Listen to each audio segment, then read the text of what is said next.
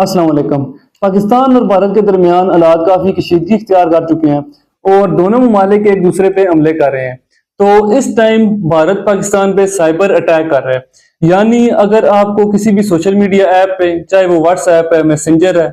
Face بک ہے یا پھر کوئی بھی اور ایپ ہے، اس پہ اگر آپ کو کوئی بھی لنک ملتا ہے، چاہے آپ کو کوڈ مل رہا ہے یا پھر لنک مل رہا ہے اور اس پہ یہ لکھا ہوا ہے کہ اس لنک کو آپ اوپن کریں اور آپ کو جنگی صورتحال کے بارے میں تازہ ترین خبر مل سکتی ہے، یا کوئی بھی اس طرح کا ٹائٹل وہ آپ کو لنک کے ساتھ دے رہے ہیں، تو اسے آپ نے کھولنا نہیں ہے، کیونکہ اس کے ذریعے آپ کا ڈیٹا وہ ہیک کر سکتے ہیں اور آپ کی جو پرسنل انفارمیشن ہے یا پھر اگر آپ کسی ادارے سے تعلق رکھتے ہیں تو آپ کی کوئی بھی اس طرح کی پلاننگ ہے یا آپ کی معلومات ہے اس سے متعلق، تو وہ ان کی طرف جا سکتی ہے اور وہ اس سے فائدہ اٹھا سکتے ہیں، یعنی وہ اٹیک کر سکتے ہیں یا اس طرح کا آپ کو نقصان پہنچا سکتے ہیں، اسپیشلی اگر کسی آپ ایک خاص ادارے سے تعلق رکھتے ہیں۔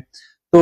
اس طرح کی آپ نے کسی بھی صورتحال میں یا کوئی بھی آپ نے لنک اوپن نہیں کرنا۔ اور دوسرا یہ کہ پاک آرمی کی طرف سے اگر آپ کو سڑکوں پہ کوئی بھی موومنٹ نظر آ رہی ہے، یعنی اگر ٹینکر گزرتے ہوئے آپ کو دکھائی دے رہے ہیں، تو آپ نے اس کی ویڈیو بنا کے سوشل میڈیا ایپس پہ اپلوڈ نہیں کرنی۔ اس وجہ سے بھی آپ کی خبر آپ کے دشمن کو مل سکتی ہے اور آپ کی وجہ سے